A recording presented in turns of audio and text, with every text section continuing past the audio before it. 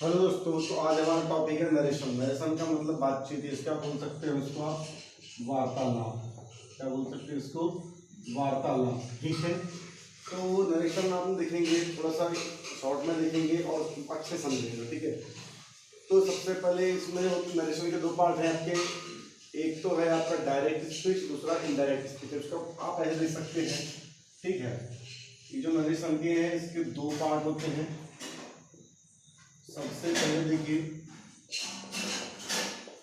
Direct speech और दूसरा होता है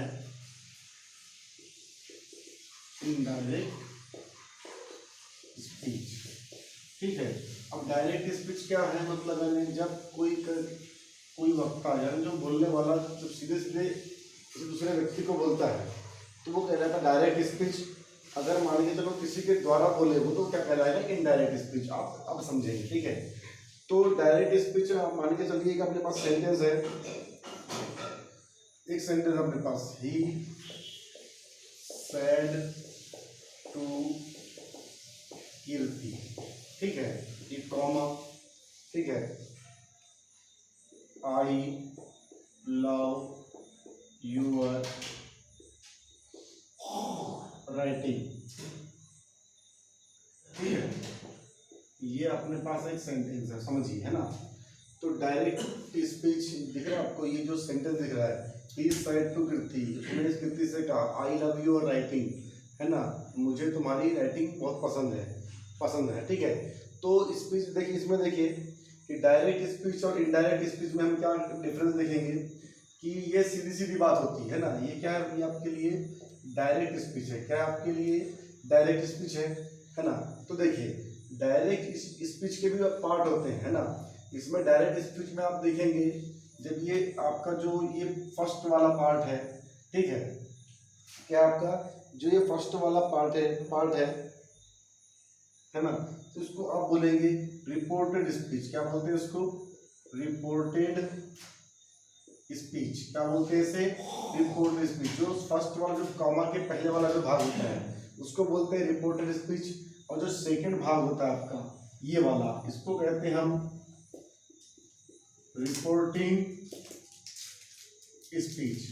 ठीक है, क्या बोलते हैं इसे? Reporting speech. इतनी बात समझ में आई। नरेशन के दो पार्ट होते हैं, एक डायरेक्ट स्पीच और एक इनडायरेक्ट स्पीच। डायरेक्ट मतलब सीधा सीधा बोला गया, और इनडायरेक्ट मतलब किसी के थ्रू बोला गया।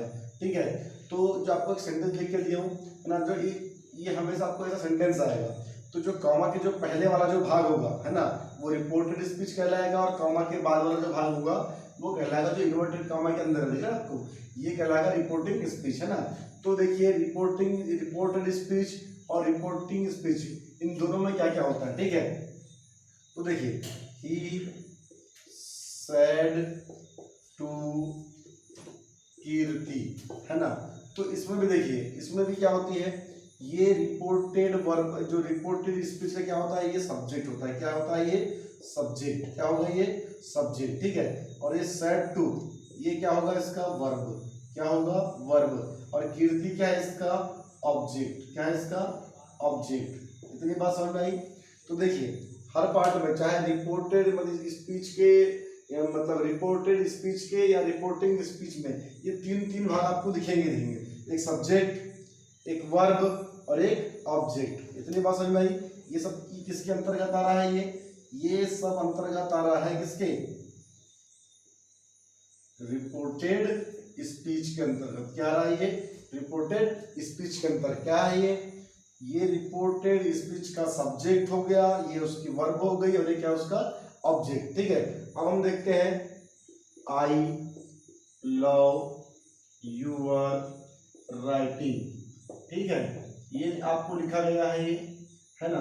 तो ये जो पार्ट है आपका, है ना, ये जो आपका पार्ट है आई लव यूर राइटिंग, इसमें भी क्या होता है? सब्जेक्ट होता है। ये आपका क्या है? सब्जेक्ट है आपका, है ना। लव क्या है? आपकी वर्ब है आपकी, है ना। और यूर राइटिंग जो आपका है, ये क्या है? आपका ऑब्जेक्ट। क्या है आपका? ये ऑब्जेक्ट। इतनी बात समझ में आई। सबसे मुद्दे की बात यही है कि आपको पहचानते आना चाहिए। ठीक है, तो नरेशन कितने टाइप से होते हैं? दो टाइप से, मतलब एक डायरेक्ट स्पीच वाला उसका पार्ट होगा और एक इनडायरेक्ट स्पीच वाला पार्ट होगा, ठीक है।